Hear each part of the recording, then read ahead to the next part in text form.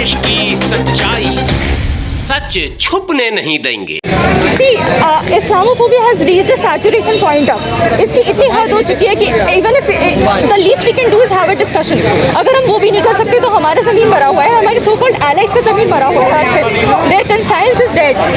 तो we are here क्योंकि हम यहाँ पे कंपनसेशन की मांग करती है। जब बड़े बड़े नेताओं का घर जलाया जाता है या डिमोलिश किया जाता है बाकी MCD या SDMC, तो उनको फॉरेन कंपनसेशन दिया जाता है। सुप्रीम कोर्ट खुद रूल आउट करता है इन चीज़ों को और उनको बड़े बड़े मकान दिलाए जाते हैं with in a month.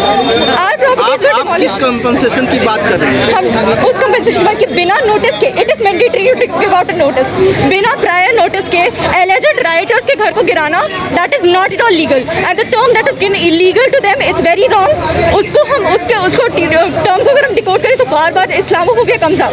So we are against this and we want a compensation for this. अगर बड़े लोगों के लिए इतनी जल्दी हो सकता है तो हमारी जो गरीब मुसलमान हैं उनके लिए भी हो सकता है एंड वी डिमांड दिस। लेकिन तमाम सरकारी ऑर्गेनाइजेशन ये कह रहे हैं कि उन्होंने एक कार्रवाई नहीं की है और अलग अलग समुदाय के लोगों के खिलाफ भी उन्होंने चलाया। अगर वो कह रहे हैं कि एक तरफा कार्रवाई नहीं हुई है तो you tell me this कि why were only Muslims arrested and prosecuted in this thing? Why was nobody there from the other community? This is how prosecution works. This is how oppression works out in this community now.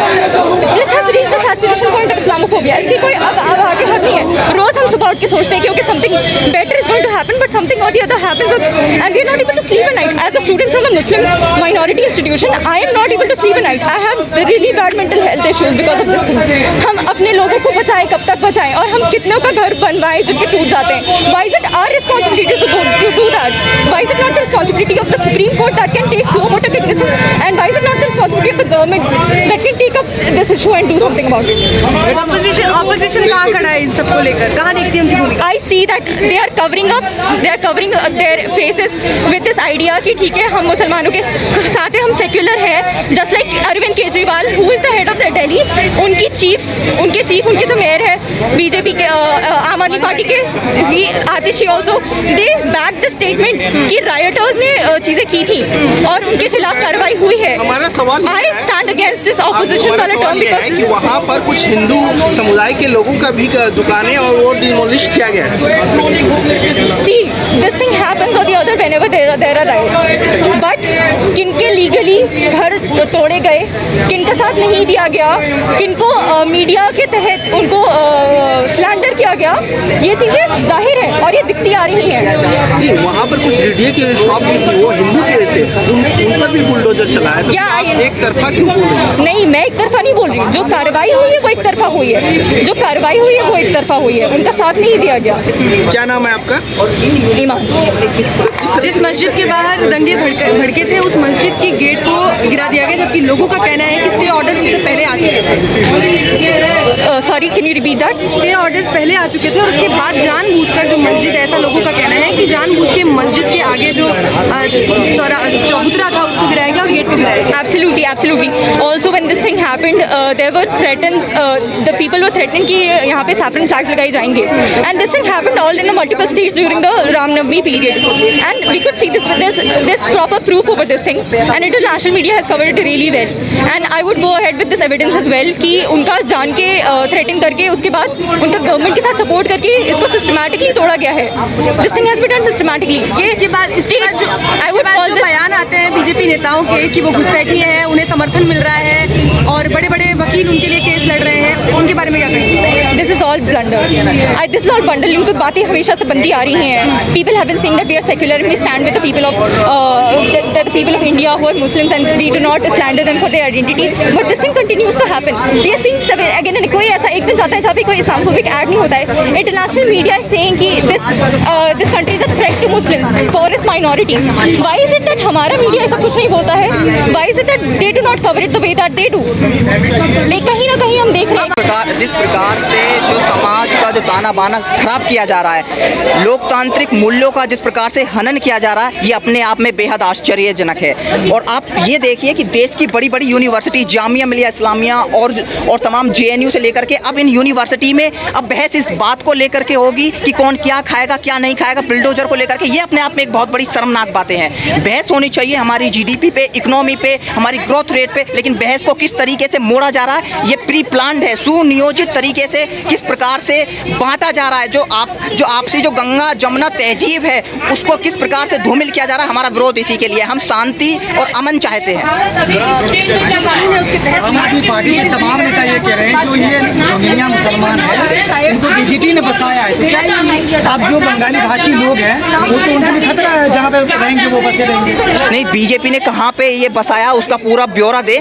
बिल्कुल सही, जो भी सवाल किए जा रहे हैं बिल्कुल सही किए जा रहे हैं और बीजेपी को ये ब्यौरा देना चाहिए। देखिए, बुलडोजर को लेकर के प्रोटेस्ट इसलिए कर रहे हैं, ठीक बात है, यदि कोई दोषी पाया जाता निश्चित रूप से उस पर कार्रवाई होनी चाहिए, लेकिन हमारे संविधान के मुताबिक रूल और रेगुलेशन के हिसाब से कार्रवाई होनी चाहिए। ये नहीं आप मुझे बताइए, यदि मैं दोषी हूँ तो उसका बाकायदा एक खाका है कि आप मुझे नोटिस दीजिएगा, बिना नोटिस के और एकदम से आज कुछ कार्रवाई होती है और कल को एकदम से बुलडोजर लेकर के आना। और इसीलिए हमारी माननीय सुप्रीम कोर्ट ने स्टे लगाया हुआ, इसीलिए स्टे लगाया हुआ कि ये जिस प्रकार से बुलडोजर एक प्रकार से एक प्रतीक बना दिया गया है इन्होंने। सुप्रीम कोर्ट के स्टे का कोई असर नहीं पड़ा, उसके बाद भी बुलडोजर लगातार चलता रहा 40 मिनट तक। देखिए, यही तो इनकी प्रवृत्ति है कि ना तो ये सुप्रीम कोर्ट को मानते हैं, ना किसी अदालत को मानते हैं। और इसी प्रकार से देखिए, मैं सिर्फ यही कहना चाहता हूँ कि हमारा देश जो है उसमें राम भी बसते हैं, रहीम भी बसते हैं। हम शांति चाहते हैं, जो जिस प्रकार की जो बीच की जो खाई है उसको एक प्रकार से और गहरा किया जा रहा है। और एक बात मैं बहुत बारीकी बात आपको बता देना चाहता हूँ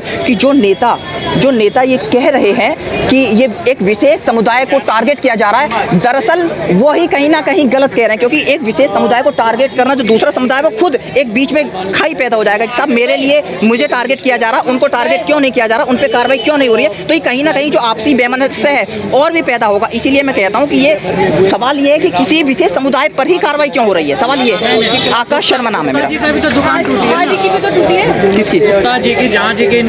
देखिए, बिल्कुल, देखिए मैं ये कहना चाह रहा हूँ कि राम के भी दोनों के टूटे हैं ना मकान। बिल्कुल नहीं, बिल्कुल सभी के लिए प्रोटेस्ट कर रहे हैं। यदि कोई कार्रवाई, अगर कोई दोषी है, अगर दोषी पाया जाता है, और ये आप और मैं तय नहीं करूंगा कि कौन दोषी है, ये माननीय सुप्रीम कोर्ट तय करेगा कि कौन दोषी है कौन नहीं दोषी है, इसीलिए उन्होंने स्टे लगा रखा है।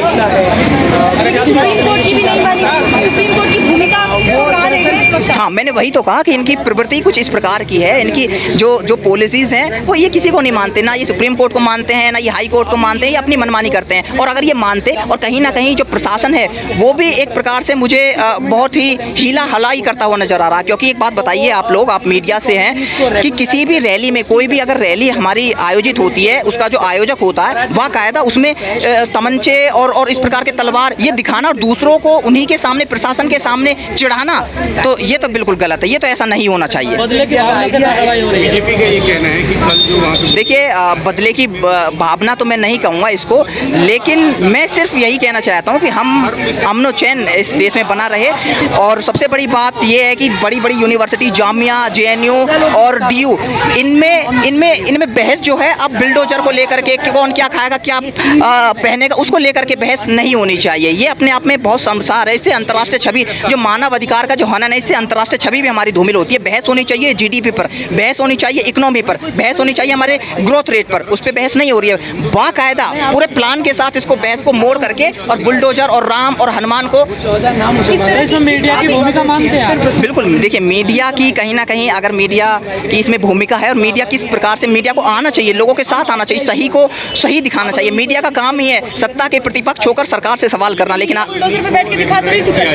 नहीं, देखिए मीडिया आप भी जानती हैं, हम भी जानते हैं, मीडिया की भूमिका सब जानते हैं, किस प्रकार से मीडिया अब जो अपना काम कर रही है, किस प्रकार से वो जो उनके जो नेता, मेहनत करी उन्होंने करने में। नहीं, बिल्कुल, देखिए मेहनत करनी भी चाहिए। देखिए, मेहनत आप लोग नहीं करेंगे तो फिर समाज को जो सच्चाई है वो फिर कौन दिखाएगा। लेकिन जो मीडिया का जो काम है वो सही तरीके से, एक प्लान तरीके से होना चाहिए।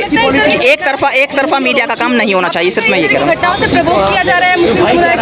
इसकी जो देखिए ये तो कहीं ना कहीं मुझे लगता ही है। और भाई, अगर हम किसी विशेष समुदाय को बार बार टारगेट करेंगे तो कहीं ना कहीं जो एक जहन में, जो अल्पसंख्यक है उनके जहन में एक सवाल पैदा होगा, और ये सवाल जो है वो आगे जाके हो सकता है कि दिक्कतें पैदा करे। तो हम चाहते हैं कि सभी लोग बिल्कुल समानता के साथ रहें।